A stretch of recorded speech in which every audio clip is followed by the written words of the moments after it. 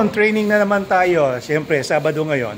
At isa yan sa mga training days namin dito. Kaya titingnan natin. Ayan, nagdadakwok na yung mga estudyante rito. Bahagi lang yan. Siyempre, masakit talaga yan. Sasakit yung katawan nila. Okay lang yan. Sa simula lang yan. Kaya kayo, kung gusto niyo mag-training ng karate, punta lang kayo dito sa Tough Guys Sento Karate Commonwealth Holy Spirit Branch. O, yan sila. Sige. Dito wala tayong pinipili ba? Mapababae man o mapalalaki. Mapabata man. Yan. Kasi mahirap na bebebehin yan eh. Dahil sa karate, hindi dapat ganun. Okay?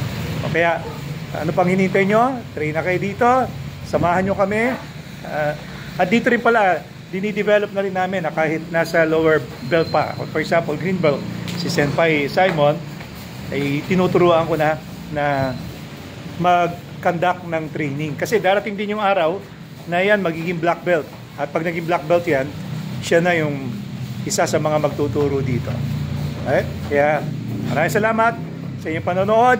At train lang kayo, punta lang kayo dito sa aming dojo. God bless po, si Sensei Gary po ito.